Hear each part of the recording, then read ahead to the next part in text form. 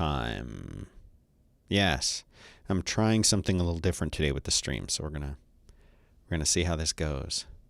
See if what Graham told me should work will actually work. We will see. Okay. Be a little experiment. So let's get started.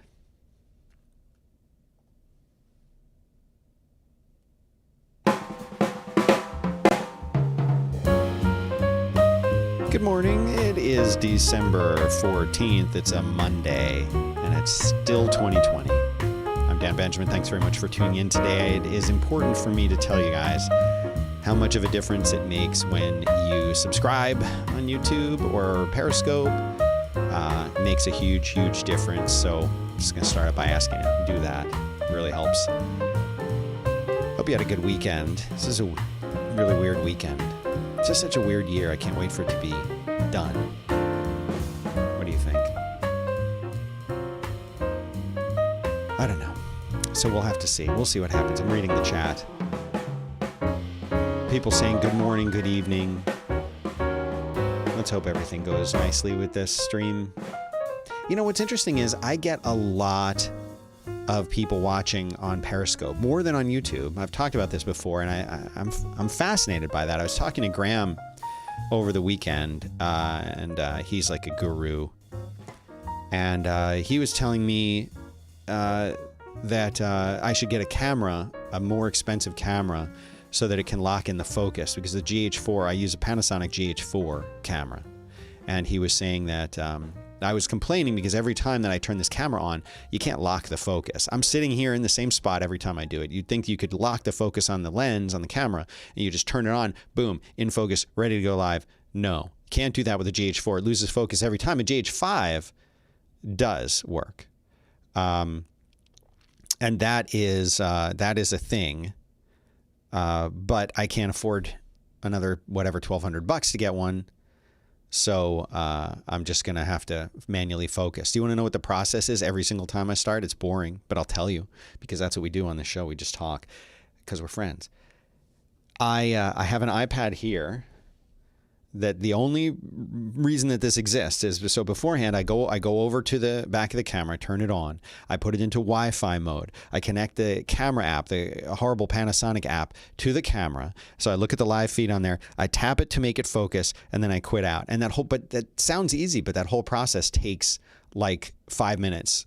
So 5 minutes. So what? Well, it's 5 minutes I shouldn't even have to spend. Just lock the focus on there, but you can't do it. You can't do it. I can do it with the crappy 5-year-old piece of junk Canon camera that I have, but I can't do it with this really great Panasonic GH4 camera. So what are you going to do? They're saying Periscope is choppy. I don't know why. YouTube is clean and Periscope isn't. I don't know. At this point, I don't even know, but hopefully it's good enough for y'all to watch. But yeah, I get way more people. I'll look at the views on YouTube and it'll be a few hundred, and Periscope will be like way more. I don't understand why that is. Anyway, who cares? That's not what we're here to talk about. We're here to talk about the news. And there's some themes I'm going to be talking about today. But let's get some of the basic news out of the way first. Okay. And that is some COVID news, some good COVID news. The first round of U.S. vaccinations are supposed to start today. This is being reported over on the BBC. It's funny that sometimes you get better news and information from the BBC than we do with our own local stuff. And so for those of you just listening to the audio, I'm opening my beer right now. Not really. So here it is. The U.S. public will start receiving the Pfizer-BioNTech coronavirus vaccine today. It was rushed through. It was approved quickly, and there are 3 million doses of the vaccine that are going out. They're saying, quote, across all states. Starting out, and it says it offers 95% protection. So I want to ask you guys in the chat room especially, what are you guys going to get the vaccine if you can, and will you take it if you can? Or are you going to wait to see if there is people having reactions, or are you just like, screw it, I don't want this thing, I'm going to go and get it? So I'll be curious to hear what you guys decide to do about that. It'll be pretty interesting to see how quickly we can do in this country here what other countries were able to do. But one thing I want to point out When I went to South Korea in like 2000, and one of the things that I noticed over there was the unity in the general population's acceptance of whatever decisions were made, I guess you could say nationally. And so what I mean by that is they had like, everybody had a cell phone over there. This is in 2000. Everybody had a cell phone. Even kids had cell phones. And reception worked everywhere. We went out to this ancient like Buddhist temple that was over 2,000 years old with these carvings that were like some of the first stone carvings of the Buddha ever. And like cell service was fine up there. It was crazy. And they had like a unified carrier system. They were way ahead. And you're seeing the same thing now in like places like Australia. Like the whole country gets on board with what they need to do to get rid of COVID. And here in America, we're like, we ain't gonna wear no mask. We don't want to, it's like people have their own thing. And so what do you guys think about that? Okay, so Dominic says absolutely. Hans says yep. Brienne says I would absolutely get one. Ben says I'm 100% getting the vaccine at my earliest opportunity. David says it's going to be a while before I get it, but my parents are going to be getting it soon here in the UK. And Tyler says 100% I can't wait until I get my jab. And they're asking if I will be taking it. I just want to see. I just want to see what happens first. But I certainly don't want to not have some kind of immunity. Okay. So I'm here in Austin. Probably you guys all know that. Oh, Elwin says, I will take it. I think I'll be forced to do it if I want to do MU. I don't know what MU is.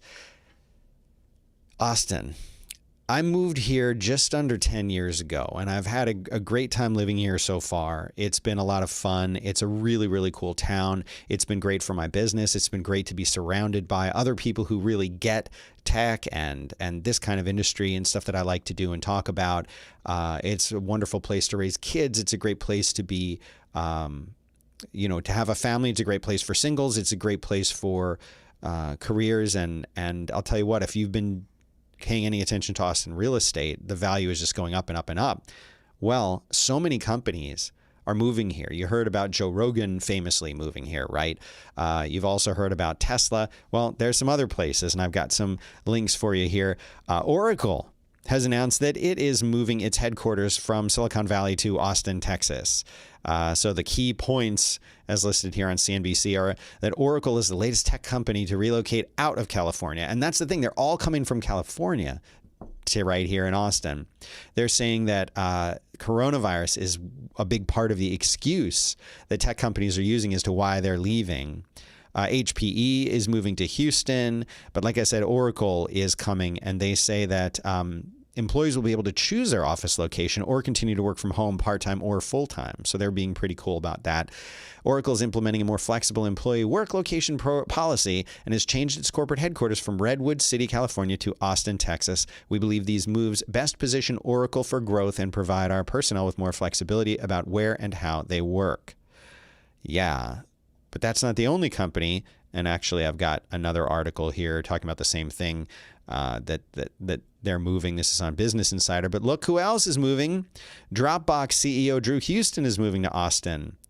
They're saying that's the latest in a string of high-profile tech moguls. So here's a picture, a nice big picture of Drew, who's going to be moving here to Austin. His name is Drew Houston, but he's moving to Austin. He'll be moving full-time.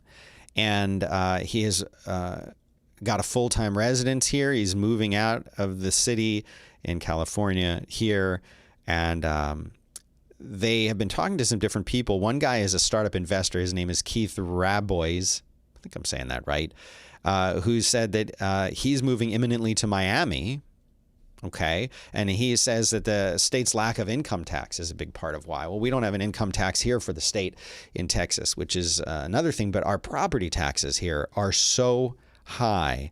It says California has some of the highest taxes in the nation and is one of the most expensive cities for home buyers. Its median rental price is 2.5 times the national average. It's the most expensive city in the U.S. for renting a two-bedroom apartment.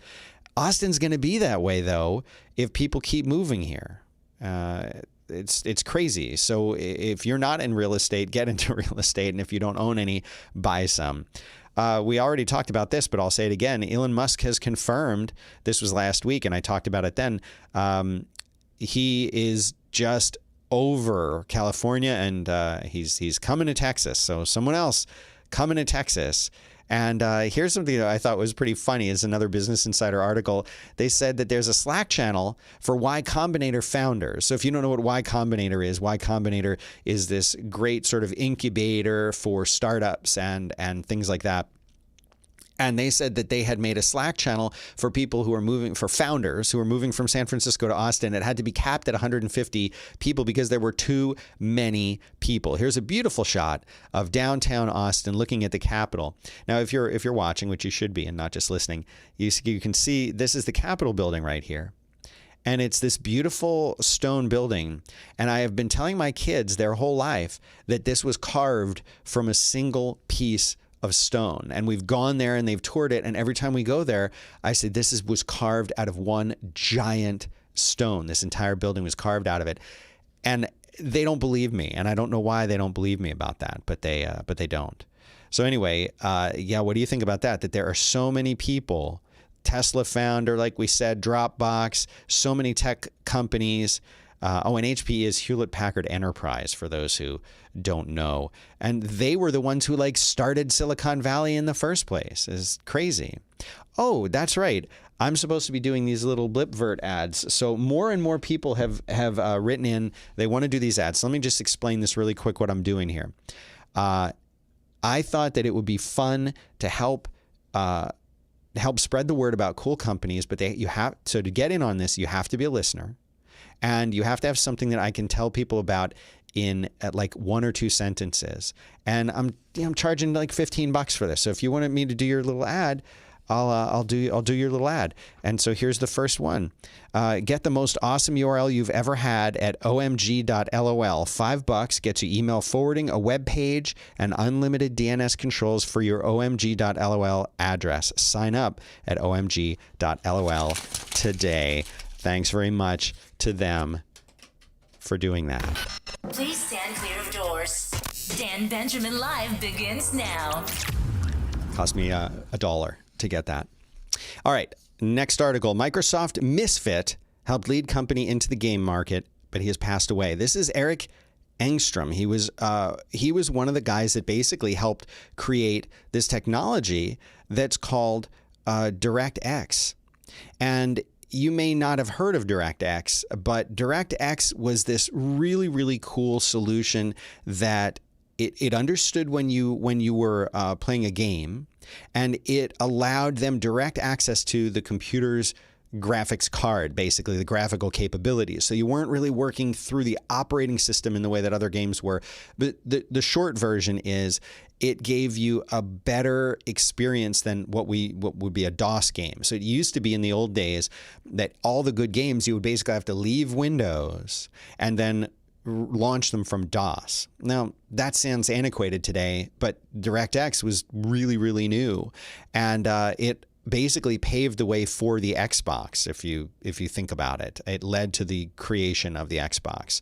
And this guy was a really cool guy, really smart, and he died so young. He was only 55 years old. He died on December 1st, and he was just a really cool guy, really innovative. He lived out in Seattle, and he's gone. But all of us who enjoy games and a lot of the technologies that we use today, owe a debt of gratitude and thanks to him. So if you play on an Xbox or any PC games, he's the one to say thanks to.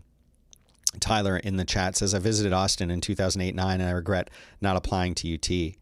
Yeah, if you're going to come to Austin, do it now, because it's going to be absolutely nuts in just a couple years. Like, really, costs are going to be crazy. This is interesting. Another article on the BBC. The Zodiac Killer codebreakers have solved one of his ciphers. We still don't know who the Zodiac Killer was, but he's never caught. He murdered 5 people in stabbings and shootings in San Francisco maybe he came to Austin, I hope not, in the 1960s. And there were 3 people who cracked this. After all of these years, they finally cracked one of his ciphers. 3 people, one was in the United States, one was in Belgium, and one was in Australia. And here is the translation. So this is the one of them that they cracked, because he wrote in codes and weird things like that. Quote, "I hope you're having lots of fun trying to catch me. I'm not afraid of the gas chamber because it will send me to a paradise all the sooner, because I will have enough slaves to work for me." That's it. That's the whole message. But they were able to do this. They used, one of the guys that did it was a code-breaking engineer. And if you want to watch a video about it, that's here. Going to be in the show notes at danbenjamin.live. So you can go there to find out more if you want to watch that video. This article was sent to me by listener Brianne. This is an article that says astrophysicist Ron Mallett believes he has found a way to build a time machine. He's a University of Connecticut senior professor of physics. He told CNN that he's written a scientific equation that could serve as the basis for a real time machine. He's even built a prototype device to illustrate a key component of his theory. A lot of this stuff, the science of this, is like way over my head, but this addresses Einstein's theory of what's called special relativity, not the general relativity one, which most people know, or at least know E equals mc squared. They might not understand it, including me, but that the theory of special relativity says that if you're in a spaceship and you're traveling close to the speed of light, not at the speed of light, which or beyond it, which they say is not really possible. Maybe it is, we don't know. But if you're traveling close to the speed of light, they say time is going to pass more slowly for you than somebody who's just staying on Earth, right? So, and I'll just read from the article here. Essentially, the astronaut could travel through space for less than a week. And when he returned to Earth, it would have been 10 years for the people that he left behind, making the astronaut look like he had traveled to the future. Is this time travel? I think what we think of as time travel is, you step into the little chamber, you dial in the date that you want to go to, you hit the button, right? And then you step out of the chamber and now it's the future or the past or something else. That's time travel. But could you travel through time? I guess if time is moving at a different rate than you or not moving for you at a different rate on the rest of Earth or the rest of the universe, then essentially that is time travel, right? If you could step into a spaceship and be on the spaceship for a few hours or days and get out and time has passed here, it would seem like you disappeared and reappeared in the future. So in that sense, it's time travel. It says most physicists accept that this is probably possible to advance in time that way. Time travel to the past is an entirely different problem. And Mallett thinks he could solve it using lasers. Lasers are a young science. His idea of a time machine depends on another Einstein theory, the general theory of relativity. According to that theory, massive objects bend space-time, an effect that we perceive as gravity. And the stronger the gravity, the slower time passes. And here's the quote. He says, if you can bend the space, there's a chance that you will twist the space. In Einstein's theory, what we call space also implies time. That's why it's called space-time. Whatever you do with space also happens to time. So he's been studying gravitational fields and he's been doing all kinds of stuff. But of course, there's people who are skeptical. I like this picture. He looks like a mad scientist. Why would they use this photograph of him like pouring what looks like, dry ice and water into another, like that makes him look like a loon. So anyway, let's see. But no one's going back in time just yet that way. Now, this is kind of weird news, but I was wondering if anybody else has experienced this. There's an article here on The Verge saying that Apple's iPhone has an aggravating text notifications bug. Has anyone seen this? It says that if you're receiving an SMS text or iMessage from people, but you're not getting a notification, well, you're not alone. There's a lot of people who apparently are experiencing this issue. They say that it might be just limited. It's limited to like iOS 14 on the iPhone 12. And there's my bud Nilay talking about it.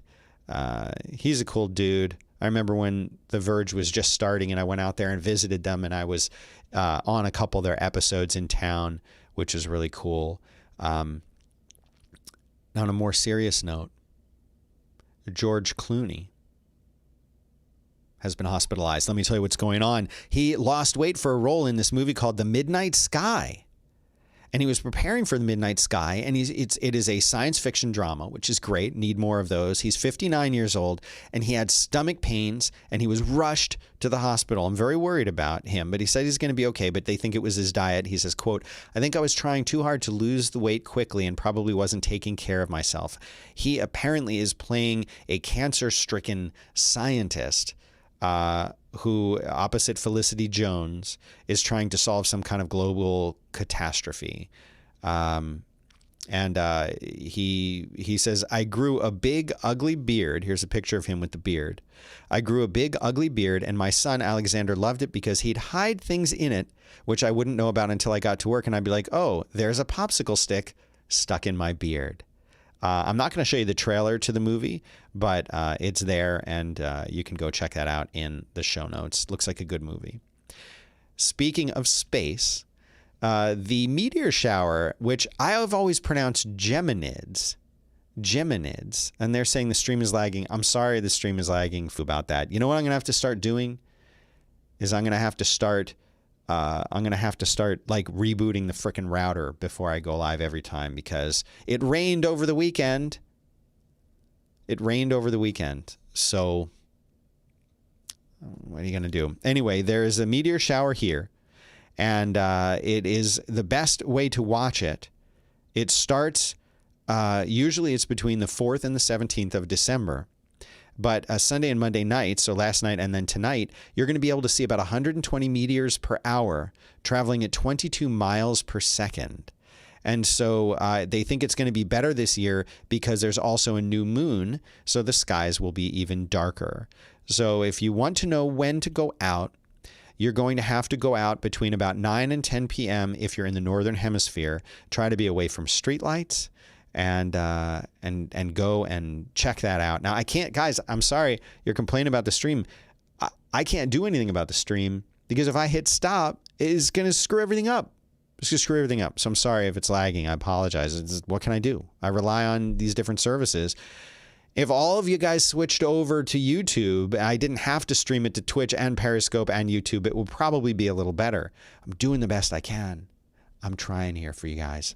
Let me tell you about, before I do it, I've got another, before I tell you about Jay-Z, I've got another spot to do. High intensity interval training will take your home workouts to the next level. Tell Coach Hans the equipment you have, and he'll develop 30 days of new workouts you'd never do yourself. Hashtag HIT by Hans, which is HIIT, and sign up in inpursuit.training/DB Live. So inpursuit.training/DB Live. Thanks very much for that one. Dan Benjamin live. Not the news you wanted, but the news you deserve. All right. So that I paid $1 for that. Let me talk about Jay-Z. Jay-Z is selling $50 hand-rolled joints for stoners with money to burn. He announced his Monogram business, and its first product are hand-rolled joints. Is there another kind? Are there machine-rolled joints? For $50 a piece. $50. The product is called the OG Hand Roll. It is a 1.5-gram joint rolled by highly trained artisans. And he says that it's just like a premium cigar. You can also get the Lucy pre-roll pack, which contains 4.4 grams of marijuana that have been individually wrapped to foster communal smoking with ease. The 4-pack's only $40. Now, that's expensive. In case you don't know, I'm told that that's very expensive. But it comes in 3 different strengths: light, medium, and heavy. And he has built $1 billion fortune in music and alcohol and art and real estate. Now he's entering into cannabis.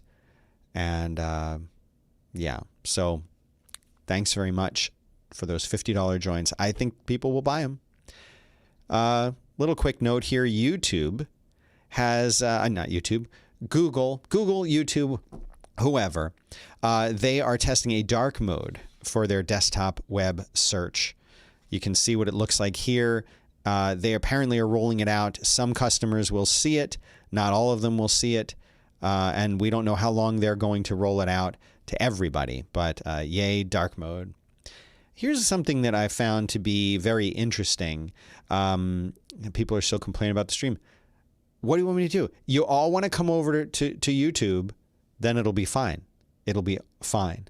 So yeah, Restream is having trouble, but I can't stop it. I can't stop the Restream. You can't. You just can't. Reddit is buying the TikTok rival Dubsmash. I've never heard of Dubsmash. My guess is that you have also not heard of Dubsmash.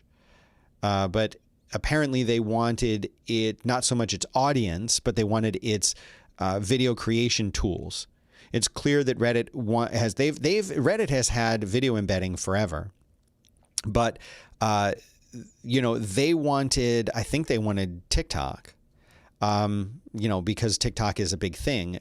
Reddit's trying to move into this space, as anyone should be. I'm not on TikTok. Maybe I should be. I just think it's maybe not for me.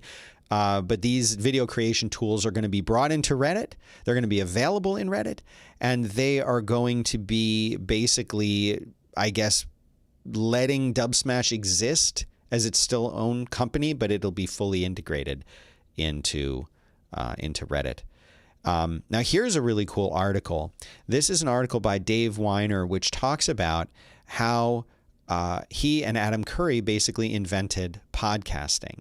It's a short article, but it's just pretty interesting. I won't read it all here, but he says back in 2000, he had a meeting with Adam Curry, and they were in a hotel in Midtown on the West Side in New York.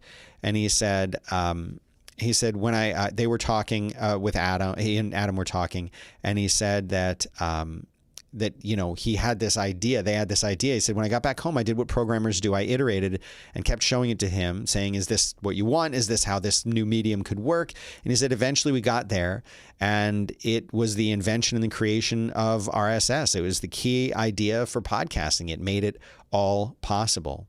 And so there you go. 20 years ago. So this is a little story, a background story of that. Speaking of podcasting, they're saying that podcasts are becoming the new medium of misinformation. And if you think about it, the running theme that I told you I was going to talk about here a lot is censorship. So in addition to what we have with media companies like YouTube and Twitter and other places shutting people down or saying, oh, you said something that maybe isn't 100% kosher or that we don't agree with, or it seems like misinformation, and they're kind of policing that. Should they? That's all separate conversation. But what I think this article is trying to point out, and it's an article on The Guardian, is podcasting, you're pretty much unmoderated. It's the one sort of safe place that you can be. And I'm the founder of a podcast hosting company, fireside.fm. If you want to host a podcast there, that would be wonderful. Make me very happy. But we don't moderate anything. Now, if somebody complained to us and said, here's a case of hate speech, we would have to probably step in. We haven't, knock on wood, haven't had to do that yet. But if people are saying things that maybe are not true or wrong or confusing, we're not policing that. And I'm sure that even if we did, which again, I'm not, you could find a place to host your show that wasn't. In fact, you could just go and host it. You could get some server and just throw your files there and manually manage your own RSS feed, and no one could stop you. And if you're somebody as big as someone like Joe Rogan, and that's what this article is kind of talking about, you can really say and do whatever you want. But here's what's interesting is now that Joe Rogan is on Spotify, they are censoring him. I really just wonder what's going to happen there in that space. Are they, is he going to stay happy with that, with being censored, with being controlled? Dominic in the chat is saying that Dubsmash is actually older.